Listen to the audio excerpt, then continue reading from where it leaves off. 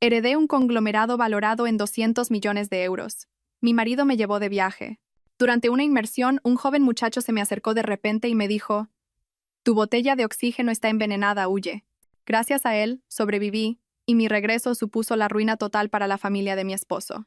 El sol de Mallorca derramaba una luz dorada como la miel sobre el mar azul turquesa.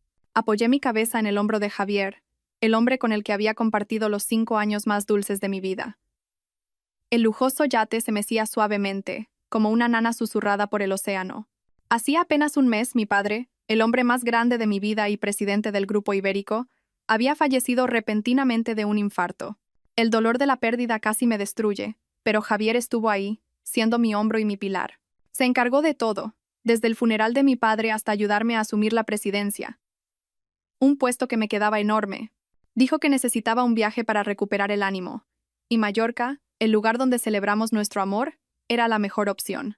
Bajemos a bucear para ver los corales. Cariño, susurró Javier, apretando suavemente mi mano. Hay unas formaciones preciosas aquí, te van a encantar.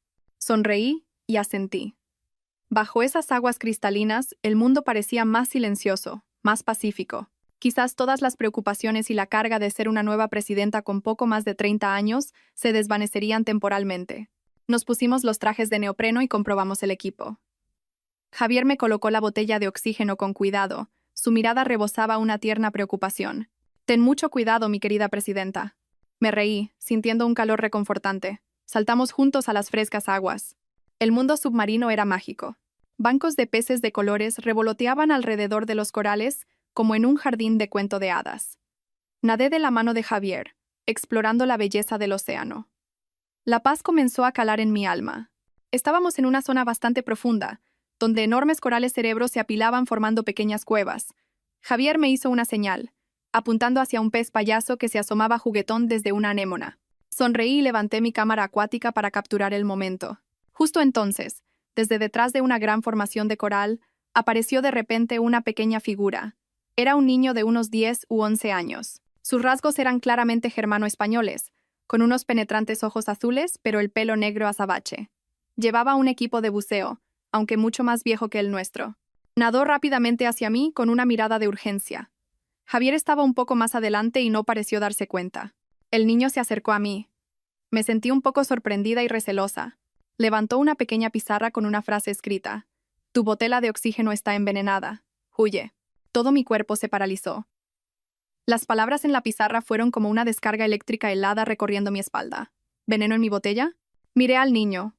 Sus ojos azules reflejaban un pánico y una sinceridad extraños. No tenía motivos para mentir. Pero, ¿quién haría algo así? Mi corazón empezó a latir con fuerza. Sin embargo, la razón me dijo que debía mantener la calma. Si entraba en pánico, quienquiera que estuviera observando sabría que lo había descubierto. Y esa persona podría ser la que nadaba no muy lejos de mí. Miré de reojo a Javier.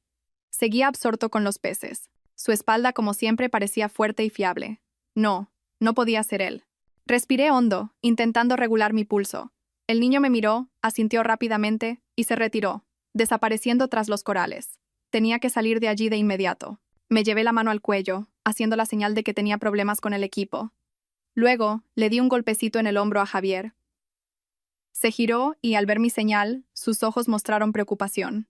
Nadó rápidamente hacia mí, me rodeó la cintura con el brazo y me ayudó a subir a la superficie. «¿Qué pasa? ¿Estás bien?», preguntó Javier con voz alarmada en cuanto nos quitamos las máscaras.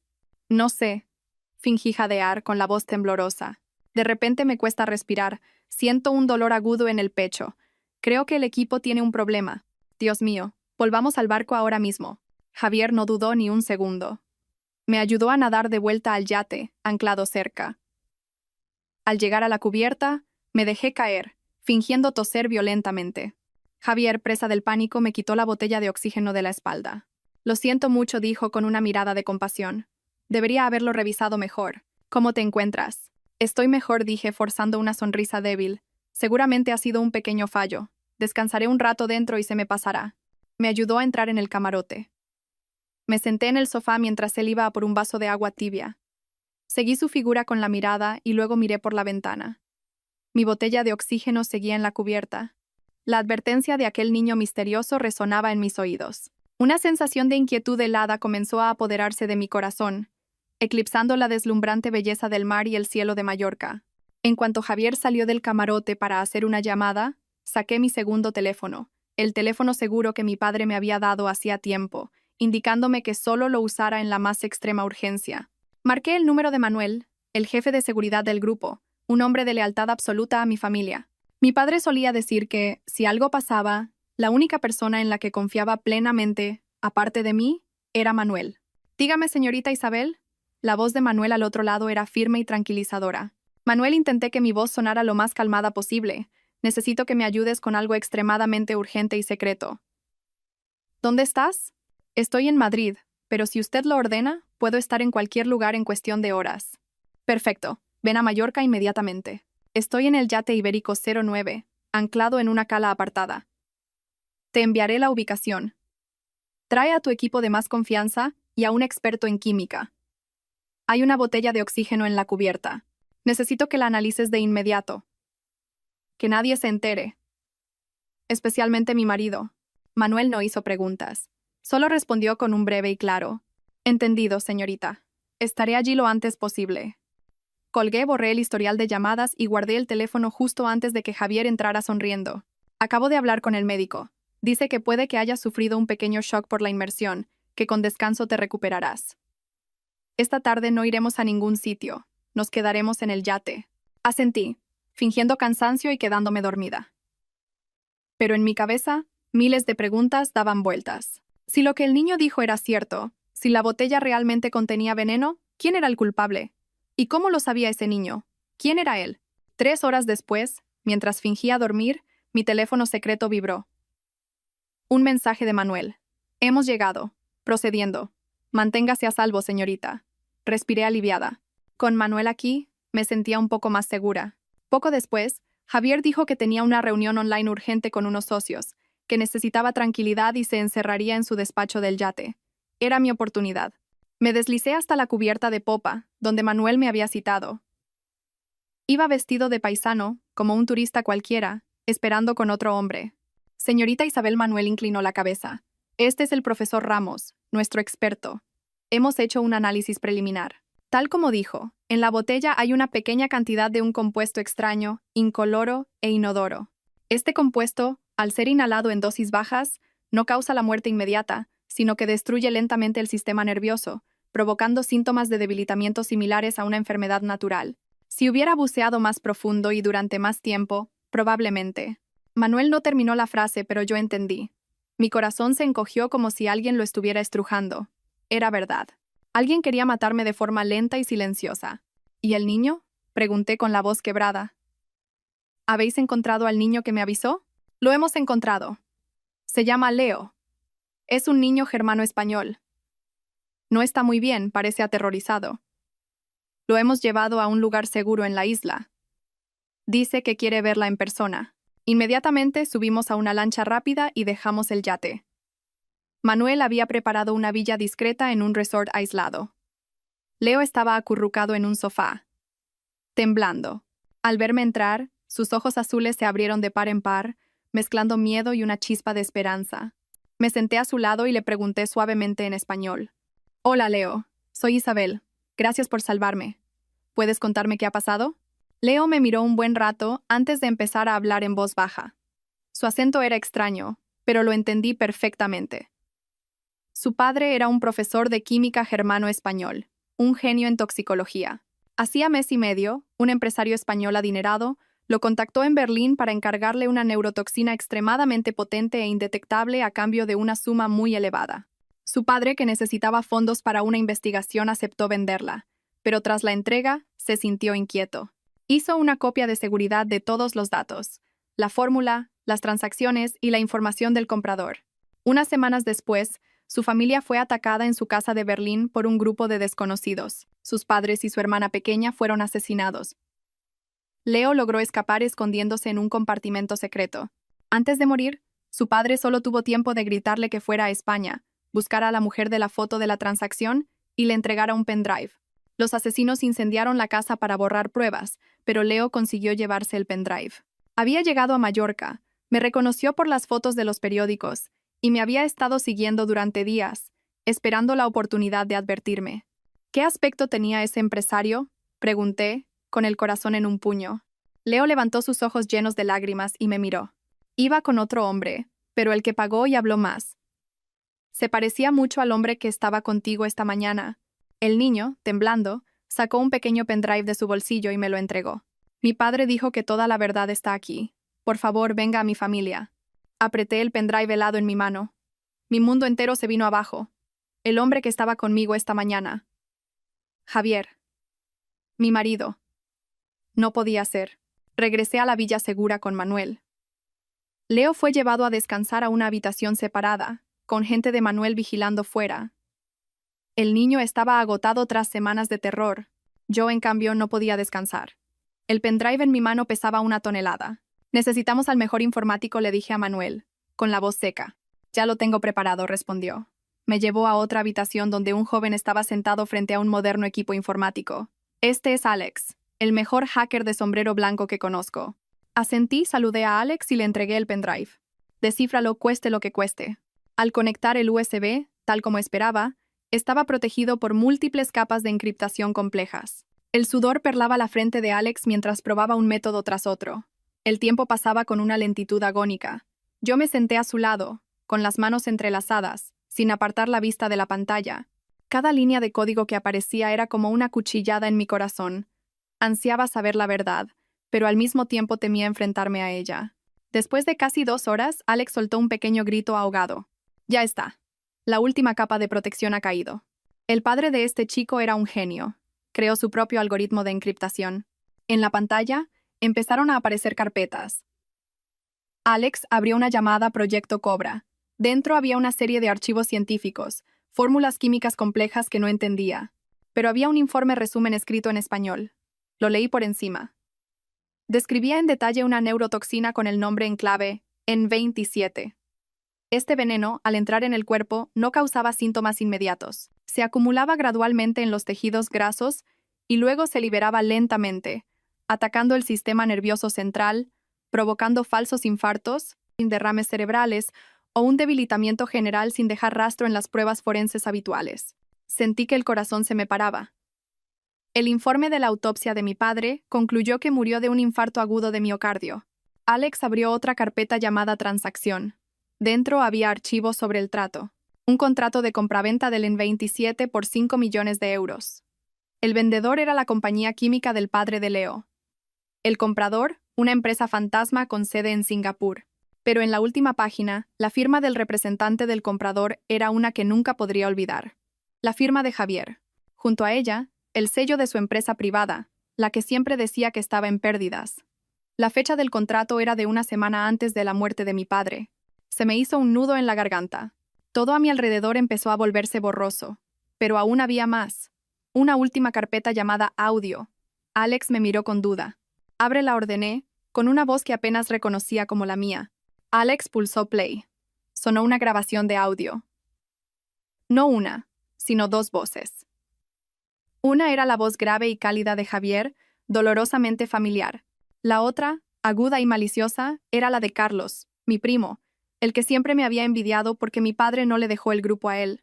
¿Todo en orden?, se oía la voz de Carlos. ¿El viejo no sospecha nada? Tranquilo, Carlos, se rió Javier. Se fía de mí ciegamente, me ve como a un hijo. Le preparo el té personalmente cada día con un pequeño ingrediente especial de Alemania. Ni el mejor médico podría concluir otra cosa que no fuera agotamiento por exceso de trabajo. Pronto, el grupo ibérico será nuestro. ¿Y qué hay de Isabel?, preguntó Carlos. Es una piedra en el zapato. Esa niñata es fácil, respondió Javier. Su voz, antes tan dulce, ahora sonaba repugnante. Está loca por mí. Hará lo que yo le diga. Cuando el viejo se haya ido, la enviaré lentamente al otro mundo a reunirse con su papi. Un accidente, un shock alérgico, pan comido. Para entonces, yo seré su marido legal y tú su primo más cercano. Este conglomerado, estos 200 millones, serán nuestros. La conversación continuaba con sus planes sucios, sus palabras venenosas dirigidas a mí y a mi padre, a quien yo adoraba. Dejé de escuchar. Todos los sonidos a mi alrededor se desvanecieron. Las pruebas eran abrumadoras. El marido al que le había entregado todo mi amor durante 5 años, el que me había jurado cuidarme toda la vida, era el mismo que había asesinado a mi padre y planeaba matarme a mí. Él, junto a mi primo a quien siempre había respetado, había montado una farsa perfecta para robarlo todo. Amor, confianza, felicidad, todo hecho añicos. No lloré, no grité. Un vacío aterrador se apoderó de mí. El dolor se transformó en una ira gélida. Me levanté y miré a Manuel. Mis ojos ya no mostraban ni una pizca de debilidad. Manuel, prepáranos para volver a Madrid. Es hora de que yo misma reescriba el guión de esta obra. El colapso duró solo un instante. Inmediatamente después, una calma extraña me envolvió. Las lágrimas no podían caer, porque el dolor se había convertido en odio, y el odio había forjado una voluntad de acero. Me miré en el espejo. Ya no era la joven heredera débil que solo conocía el amor, ni la presidenta novata abrumada por una carga demasiado grande. En mis ojos ahora solo había determinación y un fuego de venganza que ardía lentamente. «Señorita, ¿qué hacemos ahora?», preguntó Manuel. Su voz denotaba preocupación, pero también disposición. «Podríamos entregar todas estas pruebas a la policía. Con lo que tenemos, seguro que pagarán por ello». Negué con la cabeza. «Aún no, Manuel. La mayoría de estas pruebas son digitales. Javier y Carlos son astutos, tienen contactos, podrían encontrar la forma de negarlo todo o destruir las pruebas. Además, tienen un as en la manga que aún no conocemos, ese proyecto K que mencionó el padre de Leo. No podemos alertarlos. Si muero o si saben que los he descubierto, todo terminará». Caminé de un lado a otro de la habitación, mi mente trabajando a una velocidad sin precedentes. Todas las piezas del puzzle empezaron a encajar. «Creen que soy un cordero inocente», dije, con una sonrisa fría asomando en mis labios. «Pues seguiré interpretando el papel del cordero, incluso más inocente, más débil. Volveré y haré el papel de la esposa que confía ciegamente en su marido, la presidenta títere que no sabe nada de negocios y depende por completo de la guía de Javier y la ayuda de su primo Carlos». Manuel me miró, algo sorprendido por mi cambio, pero rápidamente entendió. «Quiere usar sus propios planes contra ellos». «Exacto», respondí. «Quieren que muera, pero no de inmediato. Me necesitan viva como tapadera para tomar el control legal del grupo. Ese es nuestro tiempo. Necesito tu ayuda en 3 cosas. Primero, protege a Leo a toda costa. Es el testigo más importante y le debo la vida. Llévalo a un lugar donde nadie pueda encontrarlo. Segundo, investiga en secreto a Verónica, la amante de Javier. Quiero saberlo todo sobre ella. Tercero, infiltra a tu gente en el círculo más cercano de Javier y Carlos. Vigila cada uno de sus movimientos, cada llamada, cada reunión. Necesitamos más pruebas, pruebas irrefutables». «Entendido, señorita». «Todo se hará con la máxima discreción», aseguró Manuel. Y yo continué. «Volveré al grupo ibérico. Ese sillón de presidenta me lo dejó mi padre. No solo me sentaré en él, sino que tomaré el poder de verdad. Consolidaré mi posición, eliminaré poco a poco a los secuaces de Carlos y traeré de vuelta a la gente leal a mi padre. Esta guerra no se librará en los tribunales, sino en la sala de juntas del grupo ibérico». El plan estaba trazado.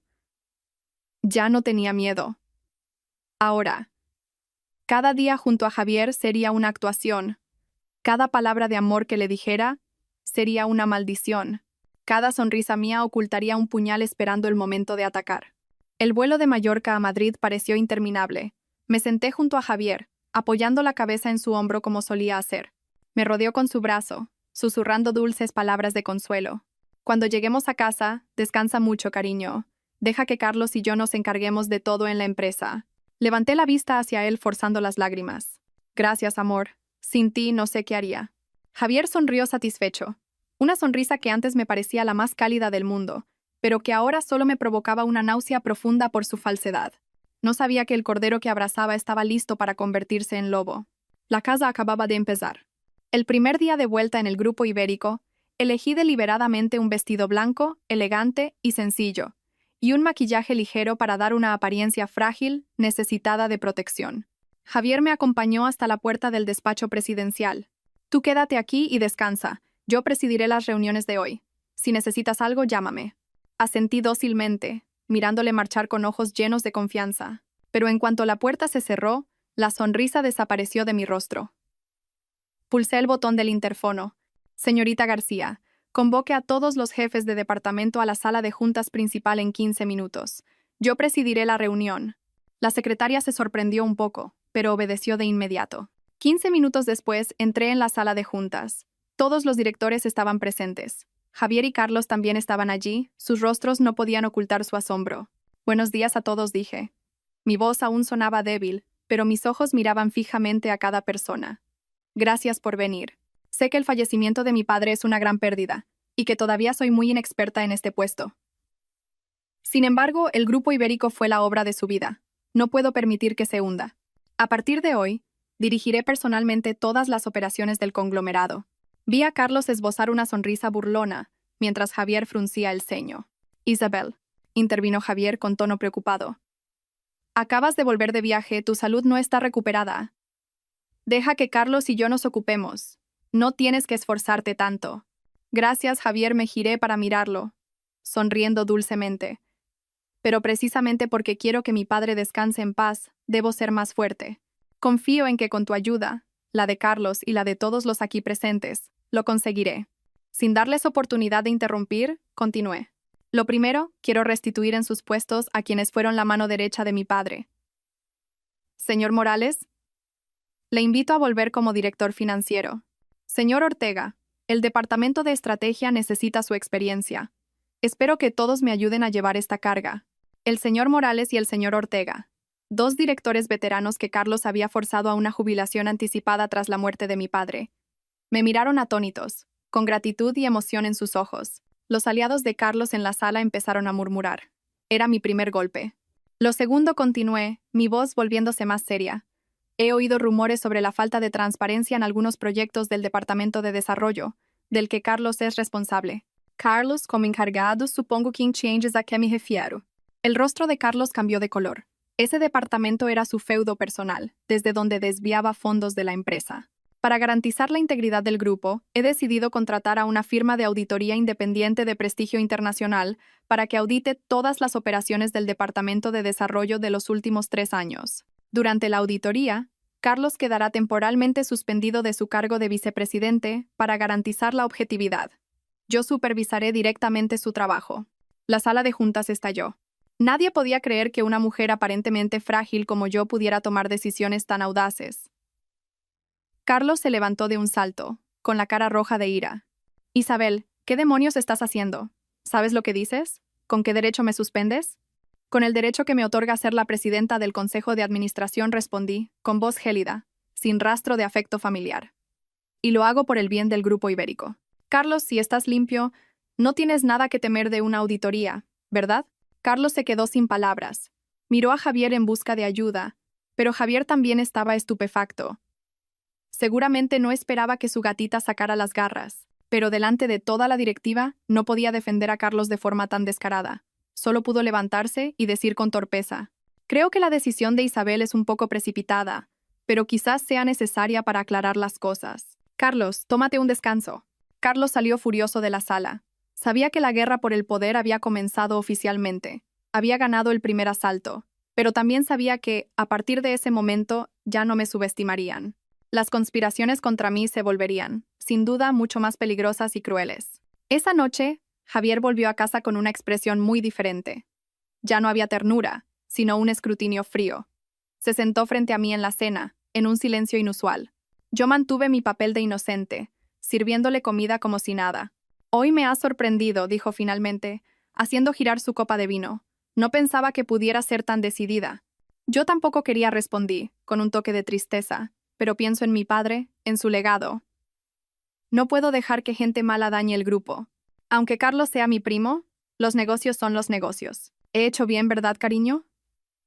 Levanté mis ojos llorosos hacia él, una pregunta que era a la vez una sonda y una muestra de debilidad, de necesidad de apoyo. La tensión en el rostro de Javier se relajó un poco.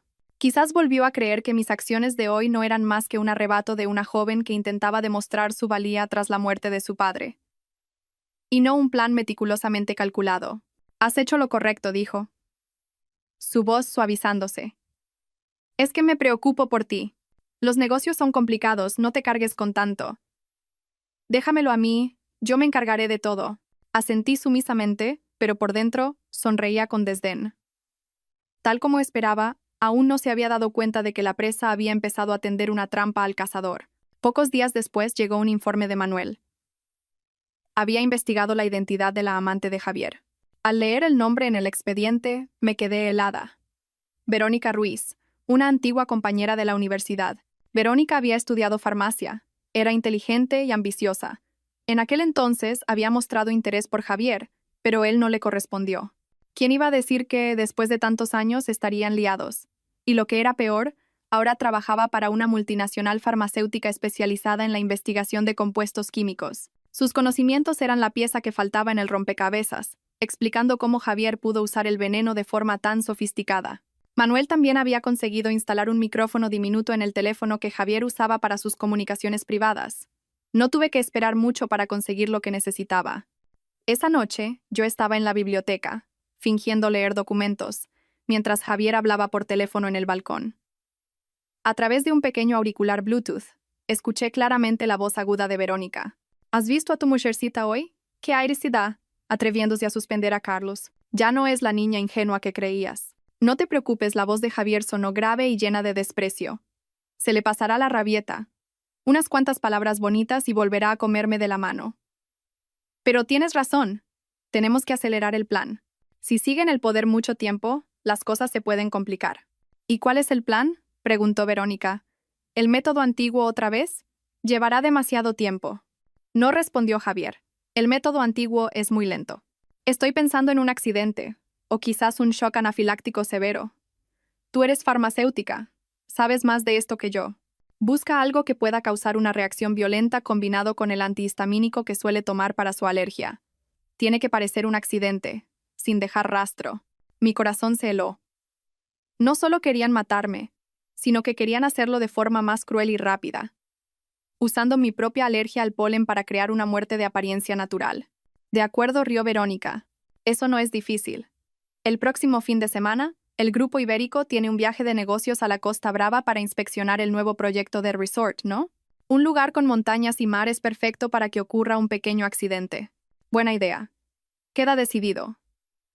Después de que todo acabe, le haré firmar un poder notarial completo sobre sus bienes, con la excusa de su débil salud.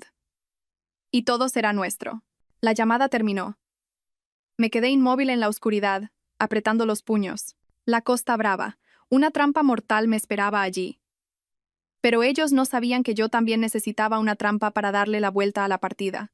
A la mañana siguiente, durante el desayuno, fingí entusiasmo. Cariño, he estado revisando el proyecto del resort en la Costa Brava. Tiene un potencial increíble.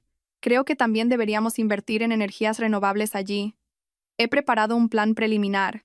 ¿Le echas un vistazo? Le entregué a Javier una carpeta, lanzando un cebo jugoso sobre un proyecto de inversión en energía de miles de millones. Los ojos de Javier brillaron. Cuanto más quisiera que yo muriera rápido para poder decidir sobre estos proyectos gigantescos. Es una idea fantástica, elogió, sin apartar la vista de las cifras de beneficios previstos. Déjame estudiarlo y lo hablamos. Este fin de semana vamos a la Costa Brava y lo vemos sobre el terreno. Claro, sonreí. La sonrisa de una presa que camina alegremente hacia la trampa. 2 días antes del viaje, el Grupo Ibérico celebró su gala benéfica anual en uno de los hoteles más lujosos de Madrid. Era un evento importante, que reunía a empresarios y celebridades. Como nueva presidenta, era mi primera aparición oficial ante el público y los medios. Sabía que no era solo una fiesta, sino un escenario donde podía enviar mis propios mensajes. Elegí un vestido de noche de color azul profundo, el color del océano, misterioso e impredecible. Llevé el pelo recogido en un moño alto, dejando al descubierto mi cuello y unos pendientes de diamantes que mi padre me regaló en su último cumpleaños. Me maquillé más de lo habitual, ojos delineados y labios de un rojo intenso. Quería que esa noche todos vieran a una Isabel fuerte y poderosa, no a la chica débil que acababa de perder a su padre. Javier estaba a mi lado, elegante con un traje caro. No dejaba de alabar mi belleza, pero yo veía el cálculo en sus ojos. Quería usar mi imagen para consolidar su posición, para que todos vieran que él era el hombre detrás de la presidenta. La gala transcurrió en un ambiente solemne. Tras los discursos de los invitados, subí al escenario. Los flashes de las cámaras no cesaban. Respiré hondo, miré al público, mis ojos pasaron por encima de Javier y se detuvieron en una mesa cerca del escenario. Verónica estaba allí, hermosa y arrogante, del brazo de algún director. Ella también me miró, con un toque de desafío. Damas y caballeros, comencé mi discurso, mi voz clara y firme resonando en la sala. En nombre del Grupo Ibérico, Les agradezco sinceramente su presencia esta noche. Mi padre, el difunto presidente, siempre creyó que los negocios debían ir de la mano de la responsabilidad social. Heredando su voluntad, hoy quiero anunciar una decisión importante. Hice una pausa para crear expectación. La sala quedó en silencio. Además de nuestras actividades benéficas anuales, el Grupo Ibérico creará una nueva fundación llamada Fundación Benéfica Leo. La fundación se centrará en apoyar, criar y proteger a niños huérfanos en circunstancias especiales, especialmente a aquellos que han perdido a sus padres en accidentes trágicos o crímenes sin resolver. Enfaticé las últimas palabras, mirando directamente a Verónica y Javier. Vi cómo la sonrisa de Verónica se congelaba, y Javier fruncía ligeramente el ceño, apretando su copa de vino. El nombre de Leo, continué, fingiendo un nudo en la garganta, no solo es en honor a un ser querido, sino que está inspirado en un niño que tuve la suerte de conocer recientemente. Un niño germano español llamado Leo. Toda su familia, incluido su padre, un científico de gran talento, fue brutalmente asesinada a causa de sus investigaciones. El niño sobrevivió milagrosamente y llegó a España. Su historia me ha hecho darme cuenta de que en esta sociedad hay demasiadas verdades dolorosas ocultas, demasiados crímenes cometidos con tal sofisticación que no dejan rastro. La Fundación Leo nace con la esperanza de ser un refugio para víctimas inocentes como él y también un recordatorio de que la justicia, aunque tarde, debe llegar. Al terminar, hice una reverencia entre los aplausos atronadores del público. Pero no me importaban los aplausos. Me importaba la reacción de los dos que estaban sentados ahí abajo. Javier aplaudía mecánicamente, sin expresión. Sabía que en su interior había una tormenta. Verónica bajó la cabeza rápidamente fingiendo beber, evitando mi mirada. Había lanzado una piedra para sondear el terreno. Les había hecho saber que conocía la existencia de Leo. Quería que se asustaran, que se preocuparan. Un enemigo que pierde la calma es más propenso a cometer errores. El enfrentamiento silencioso entre nosotros había comenzado oficialmente, no solo en la oscuridad, sino bajo los focos más brillantes. Esa noche, al volver, Javier me preguntó por el niño Leo. Respondí vagamente que había leído su historia por casualidad en un periódico internacional. No preguntó más, pero sabía que la semilla de la duda había sido plantada en su mente. Unos días después de la gala, Manuel me trajo malas noticias. La salud de Leo había empeorado de repente. Tenía fiebre alta constante, y su cuerpo se debilitaba rápidamente. Los mejores médicos que contraté no sabían qué hacer. Decían que parecía haber una toxina crónica destruyendo su cuerpo desde dentro, pero no podían identificarla. Recordé las palabras de Leo. Su familia fue asesinada. Probablemente los asesinos también lo envenenaron para eliminar cabos sueltos. Pero la dosis fue baja o su constitución era fuerte, y por eso había resistido hasta ahora. Mi corazón se encogió. Le había prometido vengar a su familia, protegerlo. No podía dejar que muriera. ¿Qué dice el profesor Ramos, Manuel?, pregunté angustiada.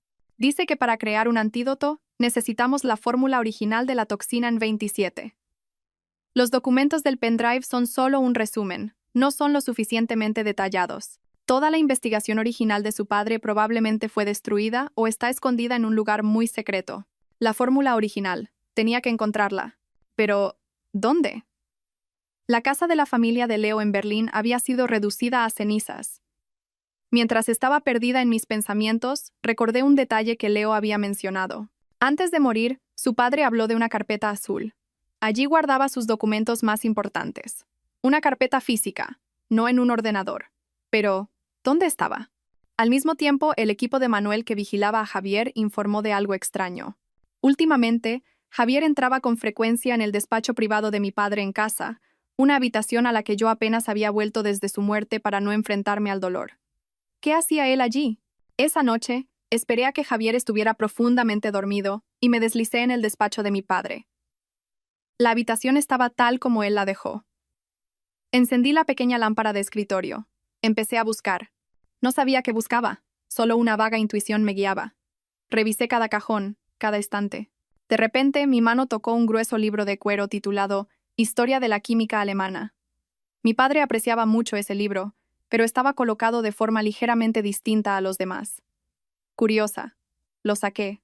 El interior del libro había sido vaciado, y dentro, perfectamente encajada, había una llave de metal de estilo antiguo, finamente elaborada. En la llave había una pequeña inscripción: Berliner Sparkasse, y una serie de números. Berliner Sparkasse. Era el nombre de un gran banco en Berlín. Una luz se encendió en mi cabeza. Esa llave no podía ser de mi padre. Él no tenía cuentas en bancos alemanes, así que solo podía ser de Javier. La había escondido aquí, en el lugar que consideraba más seguro, sin sospechar que yo la encontraría. Una llave de una caja de seguridad en un banco de Berlín, el lugar donde el padre de Leo vivió y trabajó, el lugar al que Javier fue a comprar el veneno. De repente, todo cobró sentido. La carpeta azul probablemente estaba en esa caja de seguridad. El padre de Leo, con la precaución de un científico, seguramente no solo guardó los datos en un pendrive, dejó una copia física, una prueba material imposible de borrar, y de alguna manera, obligó a Javier a conservarla, quizás como parte del trato, como una garantía. Apreté la llave en mi mano. Tenía que ir a Berlín. Allí estaban las respuestas finales a la muerte de mi padre, a la tragedia de la familia de Leo, y también la única esperanza de vida para el niño. El próximo viaje a la Costa Brava ya no era una trampa que debía sortear. Se convertiría en la tapadera perfecta para que yo pudiera ir a Alemania. Tenía que convertir un complot mortal en una oportunidad para encontrar la verdad. El tiempo apremiaba, especialmente con la vida de Leo en peligro. Tenía menos de 2 días antes del viaje a la Costa Brava. Debía crear una excusa perfecta para volar a Berlín sin que Javier sospechara. A la mañana siguiente, convoqué una reunión urgente con el señor Morales, el director financiero al que acababa de restituir. Era alguien en quien podía confiar plenamente. Le conté la situación de Leo y mi plan de ir a Berlín, pero oculté la verdad sobre Javier, diciendo solo que era la única pista para encontrar al asesino de mi padre. El señor Morales, con su lealtad inquebrantable a mi padre, no dudó. Juntos, creamos una farsa. Un socio estratégico de largo recorrido del Grupo Ibérico en Alemania estaba en crisis financiera y quería vender una tecnología central extremadamente importante a un precio de ganga. Pero exigían que la máxima responsable y el director financiero estuvieran en Berlín en 48 horas para cerrar el trato. Todo se preparó meticulosamente.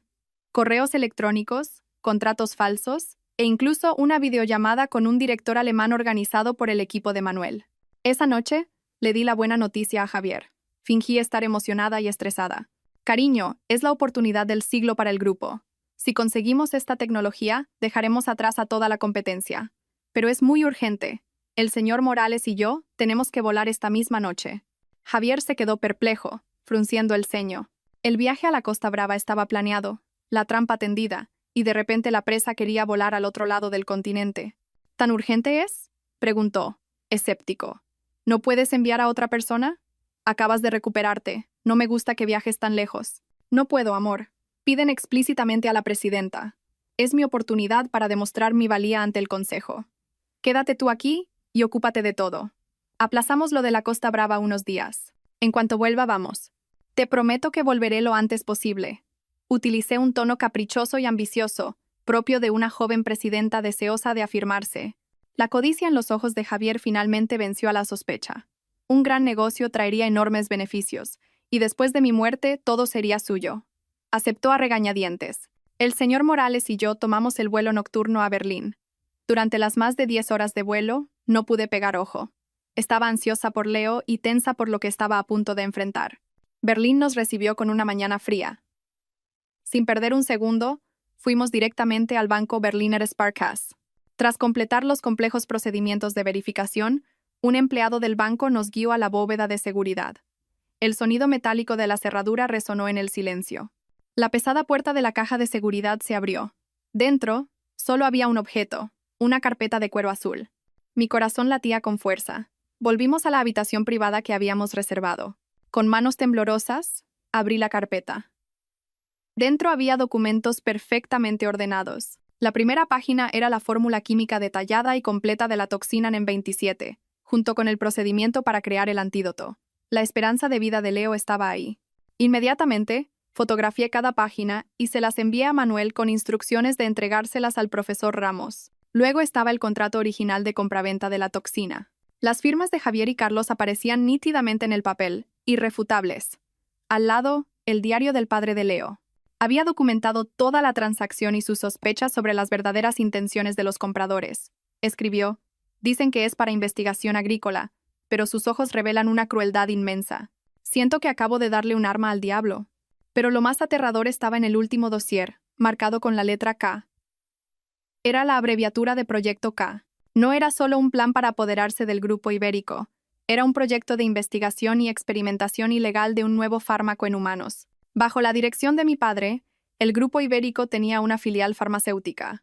El Proyecto K era una conspiración entre un grupo de personas de esa filial y socios externos, que utilizaban en secreto a personas sin hogar y pacientes sin familia como conejillos de indias para un medicamento no autorizado.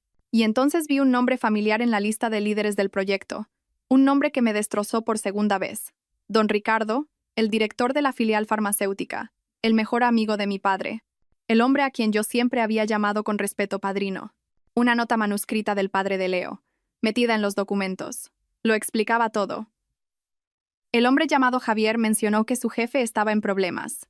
El presidente del Grupo Ibérico parecía haber descubierto los ensayos ilegales y amenazaba con sacarlo todo a la luz.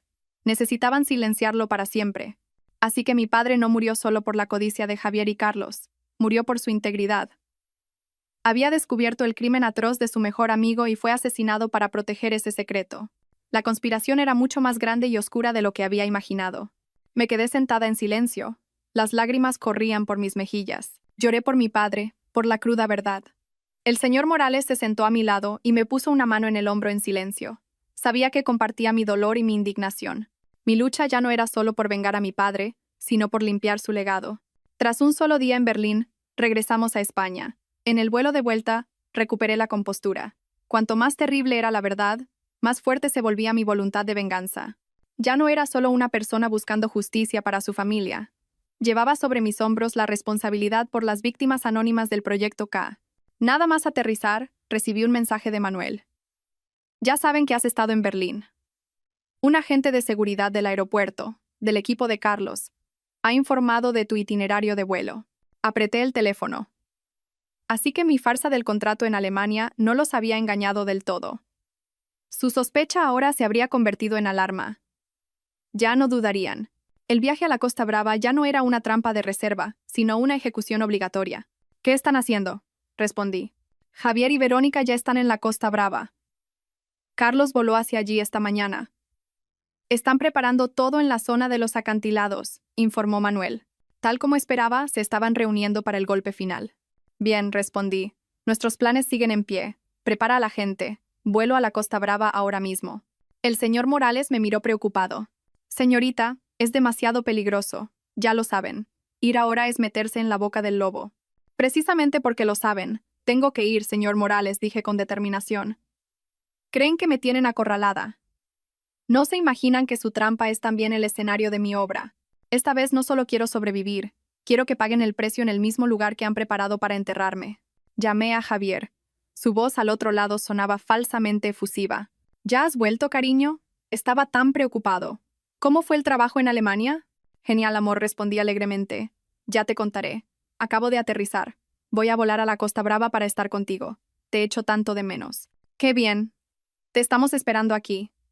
El camino es un poco largo. Iré a recogerte al aeropuerto. Su voz estaba llena de expectación. Expectación por verme y por acabar conmigo. Antes de embarcar, me reuní con Manuel en la sala VIP. Me dio un traje de protección, fino pero extremadamente resistente, hecho de un material especial, para llevar debajo de la ropa. Puede mitigar gran parte del impacto, explicó Manuel. Nuestro equipo también ha llegado a la Costa Brava. Seguirán su coche a una distancia segura. Un equipo de rescate médico también está preparado al pie de los acantilados. Todo está listo, señorita. Asentí. Estaba a punto de entrar en una apuesta en la que mi propia vida era la ficha, pero no tenía otra opción. Tenía que meterme en la guarida del tigre para atraparlo. Miré por la ventanilla del avión. El cielo de Madrid se quedaba atrás. El de la Costa Brava me esperaba, con un complot mortal y una oportunidad para cambiar las tornas. El aeropuerto de Girona Costa Brava me recibió con una llovizna fina. Javier me esperaba en la salida con un gran ramo de rosas. Me abrazó, representando a la perfección el papel del marido que añora a su esposa. ¿Estás cansada del viaje? Has trabajado demasiado, dijo mientras me acariciaba el pelo, con una falsa compasión en los ojos. Estoy bien. En cuanto te veo, se me pasa el cansancio, respondí, escondiendo mi rostro en su pecho para ocultar mi mirada gélida. Subimos a un coche de lujo. Javier insistió en conducir. Quiero llevar a mi mujer personalmente al resort. La carretera de la costa aquí es preciosa. Te encantará. La carretera era realmente hermosa, pero sabía que su destino era una ruta mortal por los acantilados. El coche dejó atrás la ciudad y comenzó a dirigirse hacia la sinuosa carretera costera. Miré por el retrovisor. El coche negro del equipo de Manuel mantenía una distancia segura. Cuando empezamos a subir por los acantilados, la lluvia se intensificó y la carretera se volvió resbaladiza. A un lado, la imponente pared de roca. Al otro, un precipicio que daba al mar. El ambiente en el coche se volvió opresivo. Javier contaba chistes sin gracia, pero sus manos se aferraban al volante y de vez en cuando miraba por el retrovisor. Estaba buscando una curva ciega, el momento perfecto para actuar. Hay mucha niebla en este tramo, ¿verdad? Dije deliberadamente, fingiendo preocupación para que bajara la guardia. No te preocupes, cariño. Soy muy buen conductor, rió Javier, pero la sonrisa no le llegaba a los ojos. Al llegar a una curva cerrada y peligrosa, con la niebla ocultando la visibilidad, Javier gritó de repente: «Isabel, cuidado, han fallado los frenos». Giró el volante deliberadamente hacia la barandilla de protección del acantilado. El coche se abalanzó, rompió la barandilla metálica y se precipitó por la ladera. En ese instante, vi cómo Javier, con una rapidez felina, abría su puerta y saltaba del coche. Lo tenía todo calculado. El coche dio varias vueltas ladera abajo. El sonido del metal chocando contra las rocas era ensordecedor. Los airbags se desplegaron. Gracias al traje de protección y a mi preparación, solo sentí un fuerte impacto, pero no sufrí heridas graves. El coche finalmente se detuvo, bloqueado por un gran árbol, a solo unos metros del borde del precipicio. Me quedé quieta, fingiendo estar inconsciente. Poco después, oí pasos acercándose. La puerta del coche fue forzada. Javier, con algunos arañazos en la cara para hacerlo más creíble, me sacó fuera. «Isabel, Isabel, despierta», gritó fingiendo dolor. Inmediatamente, sonó la sirena de una ambulancia, que llegó sospechosamente rápido. Un equipo médico, que yo sabía que era agente de Verónica, corrió hacia nosotros. Me pusieron en una camilla. «La paciente está crítica. Traumatismo craneal severo. Hay que llevarla al hospital ya», gritó uno de ellos. Me subieron a la ambulancia. Javier también subió. Las puertas se cerraron y la ambulancia salió a toda velocidad. Dentro, una enfermera se acercó a mí. A pesar de la mascarilla, reconocí la mirada triunfante de Verónica. Sostenía una jeringuilla con un líquido transparente. «Pobrecita mi amiga», susurró Verónica con voz venenosa. «Qué accidente tan terrible. Deja que te ponga un analgésico para que te vayas en paz». Estaba a punto de clavarme la aguja en la vena del brazo. Era el momento decisivo. Justo cuando la fría punta de la aguja estaba a milímetros de mi brazo, gemí suavemente y abrí los ojos. Mis ojos no mostraban el pánico de alguien que acaba de escapar de la muerte, ni el odio de quien sabe que va a ser asesinada. En su lugar estaban completamente vacíos, aturdidos y confundidos. Miré a Verónica y luego a Javier. Parpadeé, como si intentara reconocerlos. ¿Dónde estoy?», susurré, con una voz débil y extraña. «¿Quiénes sois? ¿Y yo quién soy?». La mano de Verónica con la jeringuilla se detuvo en el aire. Me miró estupefacta y luego se volvió hacia Javier con perplejidad. Javier también estaba paralizado.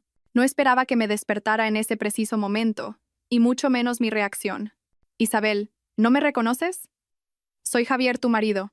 Se acercó, intentando cogerme la mano. La retiré bruscamente, como si me quemara, con una mirada de miedo y distancia. «¿Mi marido? No. No recuerdo nada. Me duele mucho la cabeza. No sé quién eres». Mis lágrimas comenzaron a brotar, no de falsedad, sino como una liberación de toda la tensión y el miedo que había reprimido. Tenía que actuar bien. Javier y Verónica se miraron, intercambiando una mirada calculadora. Pude leer sus pensamientos. Un cadáver causaría demasiados problemas. Investigación policial, autopsia, preguntas interminables. Pero una esposa que pierde la memoria tras un accidente es una historia completamente diferente.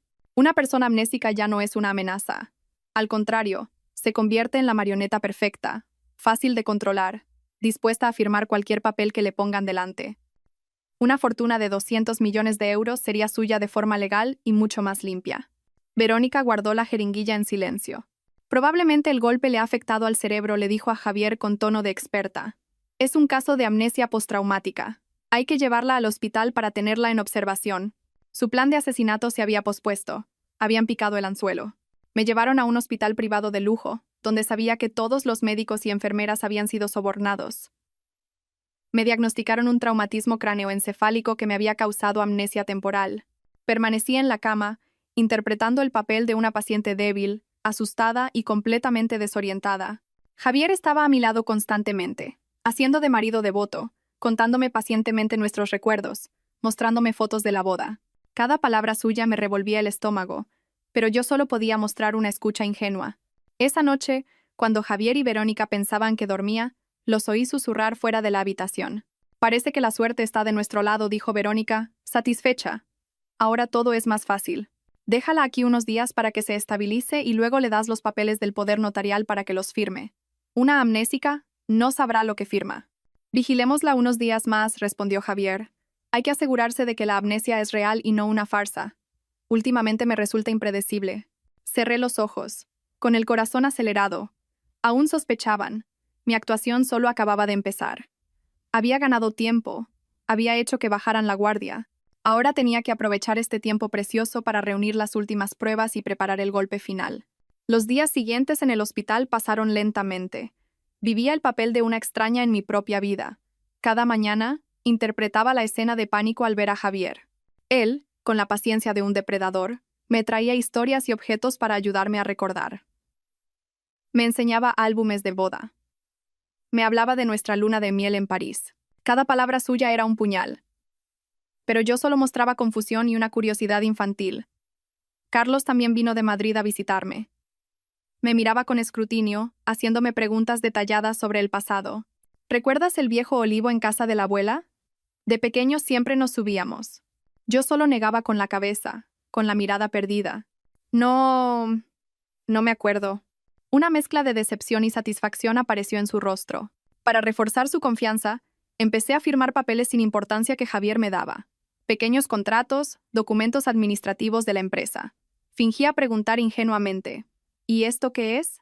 ¿Para qué lo firmo? Javier me explicaba vagamente que eran necesarios para mantener la empresa en funcionamiento mientras yo estaba enferma. Su satisfacción era evidente al verme firmar sin dudar.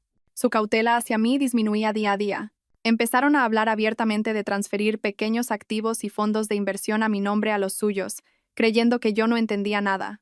Pero por la noche, cuando Javier se iba y solo quedaba una enfermera de confianza de Verónica, era cuando yo actuaba. Esa enfermera era en realidad una agente de Manuel infiltrada. Bajo su apariencia de enfermera dedicada, me pasaba en secreto un microteléfono. Cada noche, en los breves minutos que salía, me comunicaba con Manuel y el señor Morales. «¿Cómo va todo, Manuel?» «Señorita, han empezado a moverse. Carlos está intentando vender un paquete de acciones que tiene autorizado. Javier está tratando de retirar fondos de sus cuentas de inversión. Están intentando liquidar activos lo más rápido posible». «Perfecto», dije. «Dejadles hacer. Recopilad todas las pruebas de esas transacciones ilegales. Señor Morales, coordínese con los auditores para bloquear cualquier cuenta sospechosa, pero sin que se den cuenta todavía. Hay que acorralarlos». También pregunté por Leo. «¿Cómo está?» «El antídoto ha funcionado. Ya está fuera de peligro y se está recuperando. Está muy preocupado por usted. Saber que Leo estaba a salvo me alivió. Era mi mayor motivación. Mi tiempo se agotaba. Sabía que Javier y Carlos no serían pacientes mucho más tiempo. Pronto me darían el poder notarial definitivo, y una vez firmado, mi vida no valdría nada. Sería entonces cuando no dudarían en actuar por última vez. Tenía que adelantármeles. Después de casi 2 semanas, me dieron el alta y me llevaron a una lujosa villa que Javier había alquilado en la costa.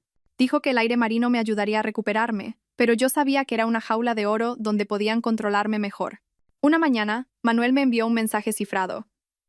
Javier ha contactado con un grupo de matones locales. También ha comprado 2 billetes de avión a Suiza para la semana que viene. Iba a actuar. El momento había llegado. Ese mediodía, sentada en el porche mirando al mar, me llevé las manos a la cabeza y fruncí el ceño. Javier corrió hacia mí. «¿Qué pasa? ¿Te duele la cabeza?» «No», dije, con voz ausente. Creo que acabo de recordar algo. Muy vago. Una cena, con muchas velas. Y tú me pediste matrimonio». Elegí deliberadamente un recuerdo romántico, uno que él seguramente me había contado. La expresión de Javier cambió de sorpresa a alegría, y luego a una pizca de inquietud. «Sí. ¿Lo recuerdas?» «¡Qué maravilla, Isabel!», exclamó, pero sus ojos delataban un destello de pánico. Mi recuperación no estaba en sus planes. Quiero volver a sentirlo», dije, cogiéndole la mano con ojos suplicantes. «Esta noche, tú y Carlos, ¿podríamos cenar juntos? Aquí mismo. Quiero intentar recordaros a todos. Una cena, una confrontación directa. Era mi invitación final, una trampa que tendía en mi propia jaula». Javier dudó, pero al ver mi expresión inocente y anhelante, no pudo negarse. Pensó que era su última oportunidad para confirmar mi estado antes de actuar. Esa noche, la mesa estaba puesta al aire libre, con vistas a la playa, velas, el sonido de las olas, un escenario romántico y falso. Javier y Carlos se sentaron frente a mí, fingiendo alegría por mi aparente recuperación. Tras apurar mi copa de vino, la dejé sobre la mesa y los miré fijamente. Javier empecé con voz cómoda. Acabo de recordar otra cosa. Un viaje a Berlín. Una llave de banco escondida en un libro de mi padre y una carpeta azul. La sonrisa se congeló en los rostros de Javier y Carlos. La copa de vino en la mano de Carlos tembló. ¿Qué? ¿Qué dices? ¿Estás delirando?, tartamudeó Javier. ¿Delirando? Sonreí con amargura. ¿Y qué me dices de la toxina en 27? ¿Del proyecto K? ¿De la muerte de mi padre? ¿También son delirios? El telón había caído. Los miré a los ojos. Mi mirada ya no tenía esa inocencia fingida, solo un odio gélido. Sabían que habían sido engañados. Sus verdaderos rostros, despojados de toda farsa, revelaron la crueldad y la locura de bestias acorraladas. La atmósfera se volvió densa. Javier fue el primero en recuperar una calma siniestra, la de una serpiente antes de atacar. Así que... Lo recuerdas todo, Siseo, abandonando el tono cariñoso. Nos has estado engañando todo este tiempo. Así es, respondí, bebiendo un sorbo de té. Comparado con la farsa de 5 años que habéis montado vosotros, mi pequeña obra de unas semanas no es nada. Debería daros las gracias por inspirar una actuación tan brillante. Carlos se levantó de un salto, golpeando la mesa. Zorra, ¿quién te crees que eres para jugar con nosotros? De aquí no sales viva. Eso no lo decidís vosotros, dije, mi mirada fría recorriéndolos. Ya habéis perdido. Desde el momento en que pensasteis que yo era un cordero fácil de guiar al matadero, perdisteis. Javier soltó una carcajada maníaca. Sacó su teléfono. Verónica, entra. Nuestra presa no es tan dócil como pensábamos. Al instante, desde la oscuridad del jardín, apareció Verónica, seguida de 2 hombres corpulentos y de aspecto amenazador. Verónica sonrió con malicia, sosteniendo un pequeño maletín médico. Tu actuación ha sido magnífica, Isabel dijo con ironía. Pero toda obra tiene su final, y el tuyo es esta noche. Abrió el maletín y sacó una jeringuilla idéntica a la anterior. La última vez tuviste suerte. Esta vez no habrá milagros. Una dosis de esto y te reunirás con tu querido padre. Los 2 matones avanzaron hacia mí. Yo permanecí sentada, sin miedo. ¿De verdad creéis que todo acabará tan fácilmente? Pregunté, con lástima. ¿Y por qué no? Se burló Carlos. Cuando mueras todo será nuestro.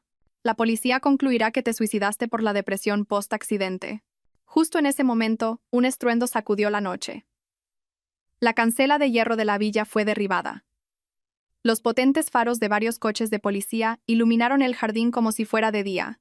Decenas de agentes armados irrumpieron desde todas partes. Policía, nadie se mueva. Manuel dio un paso al frente, apuntando su arma directamente a Javier. Javier Sanz, Carlos Montes, Verónica Ruiz, manos arriba. Los 3 se quedaron petrificados. Los matones intentaron huir, pero fueron reducidos al instante. A Verónica se le cayó la jeringuilla, que se hizo añicos en el suelo, convirtiéndose en una prueba irrefutable. La policía les puso las esposas rápidamente. Cuando pasaron a mi lado, Javier me miró con un odio y una incredulidad infinitos. ¿Cómo? ¿Cómo lo sabías? Siseo. Me levanté, me acerqué a él y le susurré al oído, solo para que él lo oyera, porque olvidaste que si el amor puede ser ciego, el odio es 1000 veces más aterrador. Al verlos ser arrestados, no sentí alegría. Solo un extraño vacío. La batalla aún no había terminado. El verdadero cerebro, el lobo con piel de cordero, seguía libre. Días después, regresé a Madrid. La noticia del caso sacudió el mundo empresarial. La presidenta del Grupo Ibérico, víctima de un complot de su marido y su primo para asesinarla y robar su fortuna. Los titulares estaban por todas partes. Mi imagen aparecía demacrada pero con una mirada firme. Me había convertido en el centro de atención, la víctima y la heroína. Pero sabía que esto era solo la punta del iceberg. Don Ricardo, el cerebro, seguía a salvo. Incluso me llamó, con voz falsamente preocupada. Isabel, querida, me he quedado de piedra con la noticia. No puedo creer que Javier y Carlos fueran capaces de algo así. ¿Estás bien? ¿Necesitas algo? Escuchar su hipocresía me revolvió el estómago. Estoy bien, gracias por su interés, don Ricardo. La justicia se hará cargo, respondí fríamente y colgué. Reuní a mi equipo de confianza. Manuel, el señor Morales y Alex, el joven hacker. Alex, ¿estos documentos de Berlín pueden incriminar a Ricardo? Alex negó con la cabeza. Señorita, estos papeles prueban que Javier y Carlos compraron el veneno y estaban involucrados en un proyecto K. El nombre de Ricardo aparece en la lista de personal clave, pero no hay pruebas directas de que él diera la orden de asesinar al presidente. Es un zorro muy astuto. Mi corazón se hundió. Espera, dijo Alex de repente. El padre de Leo era extremadamente cuidadoso. Quizás usó un servicio de almacenamiento en la nube como respaldo. La casa se quemó, pero los datos en la nube son indestructibles. ¿Puedes encontrarlo? Pregunté, con una nueva esperanza. Será difícil, pero no imposible. Tras horas de trabajo febril, Alex gritó. Lo encontré. Una cuenta en la nube encriptada con el nombre de su hija. En la pantalla apareció una carpeta llamada Reunión Final. Era un video de una conferencia online. El rostro de don Ricardo apareció, nítido. Estaba hablando con otros cómplices. En una pequeña ventana estaba Javier. Los ensayos de la fase 3 han sido un éxito, decía la voz fría de Ricardo. Pero tenemos un problema. El presidente del grupo ha empezado a sospechar. Amenaza con denunciarlo todo. No podemos dejar que lo arruine. Uno del grupo preguntó, ¿qué sugiere, señor? Ricardo miró a la ventana de Javier. Javier, tú eres el más cercano a él. Sabes lo que tienes que hacer. Hazlo limpiamente. Usa eso que trajiste de Alemania. Tiene que parecer un infarto natural. Después, su hija será tuya. Y el conglomerado, nuestro. El video terminó. La prueba definitiva. El cerebro del mal, al que yo había querido como a un padre. Me derrumbé en la silla, llorando. Este dolor era aún mayor que la traición de Javier. Era el colapso de toda mi confianza. Pero tenía que ser fuerte. Al día siguiente, convoqué una junta extraordinaria del Consejo de Administración. Todos estaban presentes, incluido don Ricardo, sentado en su lugar de honor, con su habitual aire digno. Señores, dije, levantándome, hoy no estamos aquí para hablar del futuro, sino del pasado. Un pasado oscuro que ha estado oculto demasiado tiempo. Detrás del complot de mi marido y mi primo, hay un cerebro mucho más cruel. Hice una seña a Alex. Tengo un video que lo prueba todo. Justo cuando Alex iba a conectar su portátil, la puerta de la sala se abrió de golpe. Javier, con ropa de preso, irrumpió con una pistola en la mano, arrastrando a 2 guardias. «¡Quietos todos!», gritó. Corrió hacia mí, me agarró del pelo y me puso el cañón frío en la sien. «Vayad las armas ulamato». Manuel y su equipo, presentes en la sala, dudaron y bajaron sus armas. Don Ricardo, pálido como un muerto, intentaba escabullirse. «Firma esto». Javier me lanzó unos papeles a la mesa. «La cesión de todas tus acciones. Ahora». Estaba desesperado.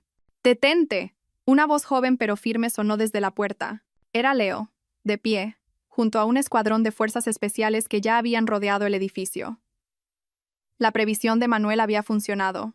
La aparición de Leo fue la gota que colmó el vaso. La locura de Javier explotó. Me empujó y apuntó a Leo. «Tú también, te mandaré con tus padres». «¡No!», grité.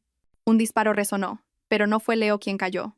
Una bala de un francotirador de la policía alcanzó a Javier en el hombro. Los agentes irrumpieron y lo redujeron. Corrí a abrazar a Leo, temblando. Cuando todo se calmó, volví a mi asiento. La policía detuvo a don Ricardo en la puerta trasera. Como iba diciendo, dije, con voz firme: «La obra no ha terminado. Por favor, pongan el vídeo». La pantalla se iluminó. La voz de Ricardo ordenando la muerte de mi padre llenó la sala. El consejo lo miró con horror y desprecio. «Tú has arruinado todo», siseó Ricardo, mirándome con odio. «No he sido yo», respondí. «Ha sido su propia codicia y crueldad la que le ha destruido». La policía se lo llevó. El telón final había caído. El juicio fue un acontecimiento nacional. Se desveló no solo el complot de asesinato, sino toda la red de ensayos ilegales. Con las pruebas irrefutables y el valiente testimonio de Leo, la justicia fue implacable. Don Ricardo, Javier y Carlos fueron condenados a cadena perpetua. Verónica recibió 20 años. El resto de cómplices también recibieron sus merecidas sentencias. Al salir del juzgado, el cielo parecía más azul que nunca. La justicia se había hecho.